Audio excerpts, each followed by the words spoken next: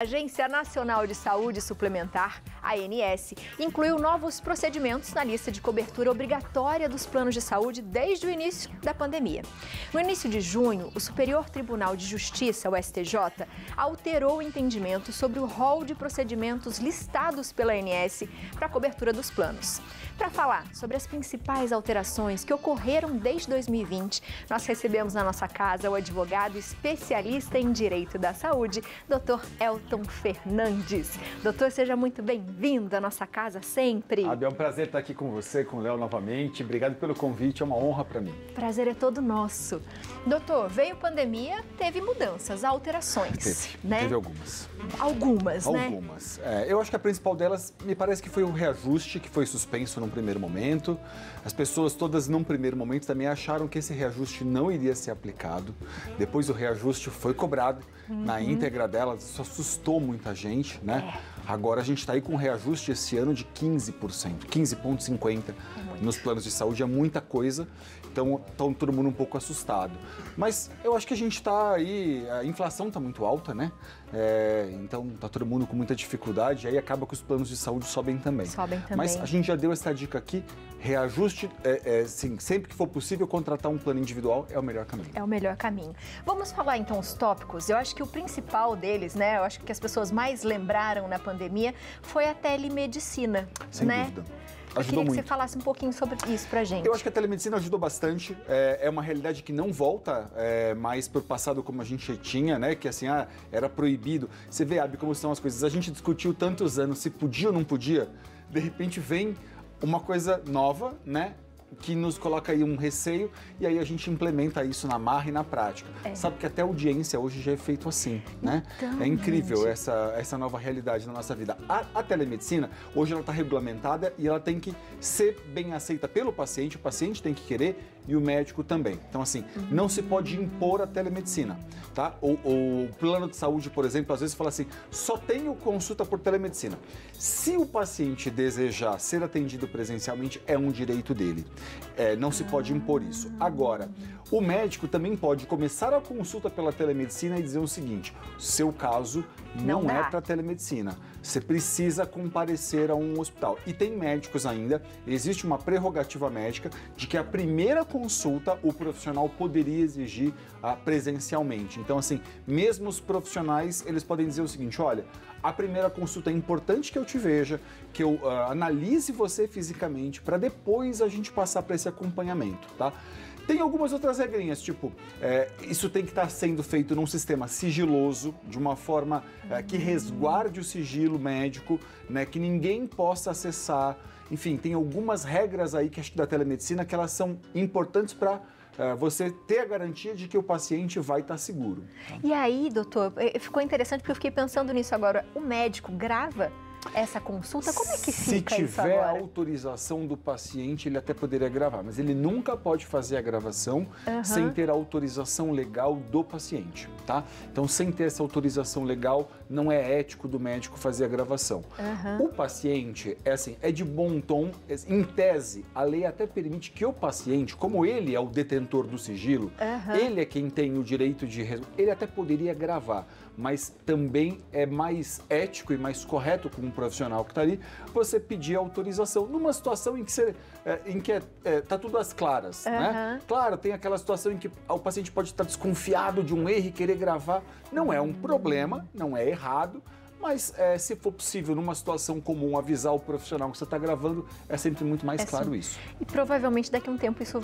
Provavelmente vai ser em arquivos, não é? Sem dúvida nenhuma. De vídeos, eu acho, para você acompanhar o caso. Sem dúvida nenhuma. É porque é interessante para o médico, né? Às vezes ele rememora o que o paciente disse. Enfim, pode ser interessante. Por um outro lado, eles falam muito que assim, é muito hoje oneroso e muito você gravar uma hora de reunião, por exemplo, isso é pesado, né? Exato, assim, isso tem que ter... No final de contas, você faz 5 atendimentos no dia, são 5 horas de gravação. arquivar. Isso é um custo. Interessante, gostei. Troca de plano e carências. Sabe que essa foi outra coisa muito interessante. A gente critica muito a ANS e tem coisas de fato que são terríveis que eles fazem, mas a troca de plano de saúde hoje já é uma realidade na nossa vida.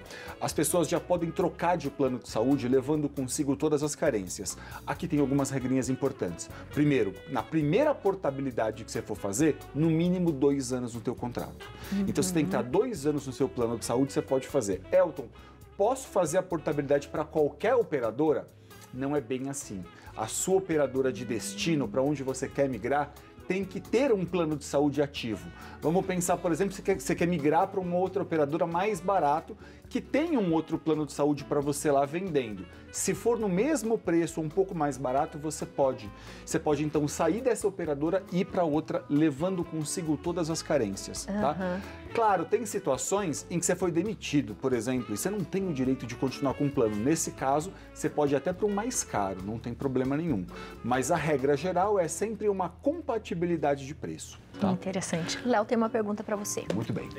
Doutor, existe algum limite de idade para o reajuste de valores no plano de saúde? Léo, essa é uma pergunta maravilhosa. Me permite explicar o seguinte. As pessoas falam muito assim, eu tenho mais de 60 anos, não pode ter reajuste. Na verdade, depois dos 60, você não pode mais ter reajuste por faixa etária, Léo. Então, assim, o reajuste por idade já não pode mais. Mas aquele reajuste anual que visa recompor a inflação, ele é válido, tá? Eu acho que aqui, às vezes, a gente tem que discutir também o tamanho desse reajuste, porque a ANS arbitra, às vezes, um reajuste de 8%, e os planos de saúde que são empresariais reajustam 20%. Como é que fica essa situação? Esses consumidores, eles poderiam fazer uma reclamação. Às vezes no PROCON, às vezes até entrar com uma ação judicial, porque a operadora, às vezes, reajusta 20%, mas ela nem consegue provar que aquele reajuste é de fato necessário. Tá? Então, assim, pode, desde que seja um reajuste anual. Anual. É muito, né, doutor? Tem bastante detalhe. É um setor que tem muita regrinha, tá? E a gente tem que ficar atento com essas questões, porque os planos de saúde faturam muito e, às vezes, eles ficam ali alegando subterfúgios para não cobrir o que é importante. E aí, o que acontece com o reajuste é a inadimplência. Sem dúvida nenhuma. E as pessoas, às vezes, vão perder o plano de saúde, aí vão para um novo plano, vão ter nova carência e ficam nessa rotatividade sempre cumprindo carência. Sabe que recentemente teve uma alteração que eu achei bem interessante? Porque, assim, a gente tinha antes, sabe, uma limitação na quantidade de consultas. Sim. Tá? A gente tinha assim, quem faz psicólogo, por exemplo, quem faz terapia pelo plano de saúde, às vezes tinha um limite, 20 sessões por ano, dependendo da gravidade do caso, 40 sessões por ano. Não tem mais essa limitação. Nem para fonoterapia, nem para fisioterapia, nem para psicologia, nada. A partir daqui, todo mundo pode ter a quantidade de sessões que for recomendado pelo seu profissional. Então a gente agora tem uma situação onde os pacientes poderão ser tratados sem que eles precisem ficar preocupados. Mas eu atingi o limite de sessão.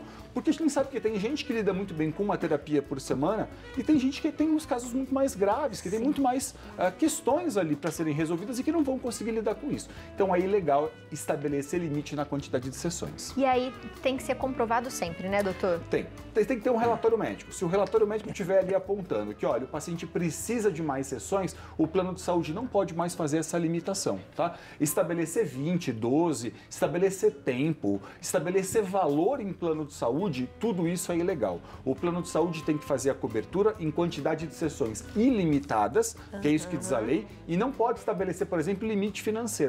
Eu só cubro se você gastar até X mil de internação. Isso também é ilegal. Também é ilegal. Também. Tem perguntinha do WhatsApp. Temos uma perguntinha do WhatsApp. Márcia Ferraz. Boa tarde a todos. Minha mãe faz parte de um plano empresarial e está com tratamento de câncer. Como faço para migrar o plano para individual e não ter carência para continuar o tratamento? Muito bem. Márcia, pergunta maravilhosa. A Márcia pode entrar no site da ANS, tá? Ela vai colocar os dados da mãe dela, a portabilidade é sempre feita individualmente, então precisa cadastrar a mãe lá no site da ANS e vai então ver que opções de planos de saúde individuais aparecem. A Márcia, por exemplo, está em Vitória, né, Espírito Santo, você pode colocar lá, eu quero planos de saúde em Vitória, Espírito Santo. Suponha-se que a mãe da Márcia queira mudar para Natal. A Márcia pode escolher um plano de saúde que atenda na cidade de Natal para buscar o atendimento. Então, assim, você pode fazer a portabilidade, mas vai colocar os dados dela, entra no site da ANS, seleciona lá que você quer um plano individual e vai aparecer a lista de planos de saúde compatíveis de acordo com a região que você escolheu. Tem plano que atende em São Paulo e que não atende no Rio. Por isso que é muito importante perguntar qual é a cidade onde você quer fazer atendimento. Às vezes a gente está muito acostumado a ter um plano de saúde nacional. Ah, meu plano atende em todo o Brasil. Mas a realidade é que a gente vai ver cada vez menos planos nacionais, tá? Então, Márcia, dá para fazer essa portabilidade pelo site da ANS mesmo. Não precisa de advogado, não precisa de corretor, não precisa de ninguém. Sozinha, entrando lá e colocando os dados da sua mãe, dá para você escolher e fazer a portabilidade. Ah lá, a gente tá até colocando ali, ó. Perfeito. Olha que legal, doutor. Perfeito, tá? É isso aí. Essa aí, na verdade, é a segmentação. É para você escolher, é para você ver, por exemplo, qual é a cobertura possível, né? Cada plano de saúde, por exemplo, quando a gente pega aqui exames, consultas, parto, a gente pode ver, por exemplo, o seguinte. Quando você tem ali uma consulta e exame, você pode escolher aí, selecionar e colocar o nome do exame que você quer. Porque ao escolher o nome do exame, por exemplo, se a gente pegar um exame, vamos pensar num exame muito simples, vamos pensar numa ultrassonografia. Você vai ver que se a gente colocar ultrassonografia, vão aparecer vários exames que são cobertos pelo plano de saúde. Então, assim, tô na dúvida se meu plano cobre ou não cobre, esse caminho aí é um bom caminho para saber se cobre ou se não tem cobertura, tá bom? Legal. E aí ele tem também a parte do procedimento, as coberturas, ali também a gente consegue fazer tudo. Também tem tudo, tá? Ali você vai conseguir saber se meu plano... será que ele cobre esse exame? Será que não cobre? Em que situação ele cobre esse exame? Tudo isso você já consegue ver tudo eletronicamente online no site da ANS. Muito legal. Doutor, lembrando que o que a Márcia falou aqui, que a mãe dela tem um tratamento de câncer, Perfeito. Né? E aí não pode negar, né? Não pode negar. E essa pergunta acho que é muito importante ressaltar, porque as pessoas falam muito assim pra mim, mas Elton, como é que eu vou trocar de plano de saúde se eu tô num tratamento médico? Olha, portabilidade serve justamente para esses casos, gente. Porque quem tá saudável, que não tem problema nenhum de saúde, pode ir lá simplesmente contratar um plano e acabou. A portabilidade serve justamente a quem tem uma doença pré-existente, a quem está com um problema de saúde. Então, assim, o fato de estar com um problema de saúde não te impede de fazer portabilidade. Alguém vai dizer, mas Elton, a operadora não vai querer me aceitar no plano. Gente, a operadora de saúde de destino, se você cumprir os requisitos da lei, ela não pode impedir que você vá para outro contrato. Ela não pode falar assim, eu não quero você aqui. Portanto, se você cumprir os requisitos da lei, fique tranquila. Elton, a operadora não me aceitou. Tudo bem, você não precisa de advogado ainda. Você pode simplesmente denunciar para a ANS e é um dever da ANS fiscalizar e entender por que essa operadora de saúde não permitiu que você fizesse a portabilidade. E aí ela pode punir a operadora. E aí, nesse caso, doutor, tem que estar com tudo pago, certinho, porque a gente falou um pouquinho de inadimplência, né? E eu queria que você falasse um pouquinho mais sobre isso. Quando que isso é ruim, né? Para fazer a portabilidade, por exemplo? Perfeito. A portabilidade, por exemplo, a gente pode exercer... Vamos lá. Primeiro, o requisito é ter 2 anos no contrato. Estar com um plano de saúde ativo. Estar com as mensalidades em dia. Isso é extremamente importante. Eu não posso, em regra, salvo algumas exceções, ter cancelado o plano para depois fazer portabilidade, tá? Então, assim... Tem uma coisa que as pessoas fazem muito às vezes, eu sei que a vida das pessoas às vezes é muito difícil pagar a conta, mas note, essa prática de falar assim, eu vou deixar atrasar e chegar sempre em 50 dias, quase 60 para pagar a mensalidade, isso é perigoso, porque o plano pode cancelar o seu contrato com 60 dias, mas eles podem não ser... Ele pode falar assim, se você atrasar mais de 60 dias a sua mensalidade dentro de 1 ano do contrato, ele pode cancelar. Então tem que tomar muito cuidado com isso. Não fique atrasando a mensalidade, não. Tenta regularizar isso aí. Agora, detalhe, para cancelar o plano do consumidor, a operadora tem que notificar, obrigatoriamente. Ela tem que falar o seguinte, olha, vamos pensar na Márcia. Márcia, olha, você está devendo aqui e você tem que pagar essa mensalidade nos próximos 10 dias, senão eu vou te tirar do plano. Se ela não notificar, também é ilegal essa rescisão do contrato, tá? Então tem que tomar cuidado aí. Bom, doutor, e para a gente também saber o que o plano cobre entra na ANS, a mesma coisa. Mesma coisa. Se você entrar no site da ANS hoje, você consegue ter uma boa noção de um seguinte, você vai botar o nome do teu exame, o nome da sua cirurgia, por exemplo. Agora, quando a gente fala, né, Elton, mas meu exame, minha cirurgia não está no rol da ANS, ou é feito por uma técnica mais moderna, e essa questão do rol taxativo que decidiram. Vamos explicar um pouquinho isso. É assim, ó, o que o STJ decidiu, o que os tribunais decidiram é assim, o rol é a prioridade na cobertura. Então, assim, a minha primeira questão é observar o que está lá. O que está lá, o plano tem que cobrir. Elton, o que eu preciso não está lá. Bom, então vamos pensar. Será que você precisa de algo que não está lá porque, assim, você já fez os tratamentos que estavam no rol e nenhum resolveu? É o meu caso. Então, está autorizado a pedir algo fora do rol. Elton, na verdade, não tem tratamento adequado para a minha doença dentro do rol. Várias doenças acontecem isso. Dermatite atópica, enxaqueca crônica, várias doenças, por exemplo, não tem tratamento dentro do rol da ANS. Se não tem tratamento no rol disponível a mim, eu posso então ir para a justiça e falar, a ANS cometeu uma ilegalidade, que é a minha doença está coberta, mas eu não tenho um tratamento ali disponível. Aí essa pessoa então pode buscar algo fora do rol. Então assim, para a gente poder simplificar, eu diria assim, o rol é a prioridade na cobertura. Quando não tiver um tratamento tão bom, seguro e eficaz para mim no rol, eu posso pedir algo fora. E se for algo de urgência? Situação de urgência é muito interessante, porque assim, 24 horas depois que eu contrato um plano de saúde, eu tenho o direito de internação por urgência e emergência. Contratei o plano de saúde, vamos pensar, hoje é terça-feira, contratei o plano de saúde domingo. Cumpri a carência na segunda, na terça-feira eu tenho atendimento de urgência e emergência integralmente. Nesses casos, especificamente, o hospital, vamos pensar numa situação de um acidente de carro, sei lá, o hospital tem que dar atendimento integral. Não pode haver limitação de valor, de horas, só atendo as primeiras 12 horas. Isso é ilegal, consagrado já por toda a justiça, tá? Então assim, essas limitações, elas não são legítimas. Urgência e emergência, 24 horas depois que eu contratei o plano de saúde, tem que ter direito. Doutor, quando a gente vai buscar um advogado? Eu acho que assim, infelizmente, a gente é cada vez mais numerosos, né? Assim, eu lembro da minha mãe teve um problema em 90, e ela falava assim, mas eu lembro, era muito criança, né? Mas ela falava assim que era impossível contratar um advogado, né? E hoje, felizmente, não é mais assim. A gente tem mais acesso a advogados. Eu acho que a nossa primeira questão é assim, você tem um órgão público que é a ANS, que tem o dever de te ajudar, que tem o dever de ouvir a sua crítica, a sua reclamação, então vamos começar por lá. Vamos começar denunciando na ANS. Elton, a ANS não me deu razão. A ANS não me deu direito. Calma, não significa que você não tenha direito, agora é hora de procurar um advogado.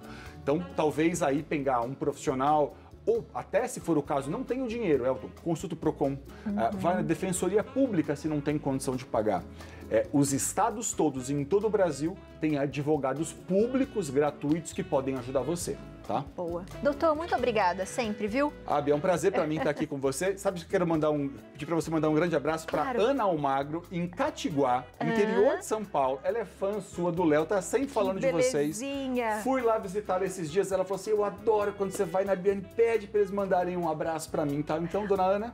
Dona Ana, um beijo, um abraço com muito carinho. Obrigada por escolher a gente todas as tardes. A gente também tem um prazer gigante do Dr. Elton vir aqui. Porque acho que toda vez que você vem, doutor, eu acho que sabe aquela... Quando a gente se inspira e fala assim, poxa, eu não posso deixar isso acontecer, eu tenho que lutar pelos meus direitos. E acho que isso é o que a gente precisa fazer na nossa vida, né? Nós temos os nossos deveres, mas nós temos muitos direitos também, né? A gente tem que lutar. E para mim é sempre uma honra estar aqui na Casa da Mariana da Fé. Muito obrigado pelo convite. Um beijo. Beijo grande. Você de casa ficou com alguma dúvida? Segue o doutor na internet, ó, @EltonFernandesAdvogados, e o site é o eltonfernandes.com.br, e tem também no YouTube, porque eu vejo vários vídeos do doutor lá, prazer, explicando várias coisas lá. Então, Elton Fernandes, viu? Um beijo. Obrigado por tudo. Eu que agradeço. Até a próxima. Sempre muito bem-vindo. Muito obrigado.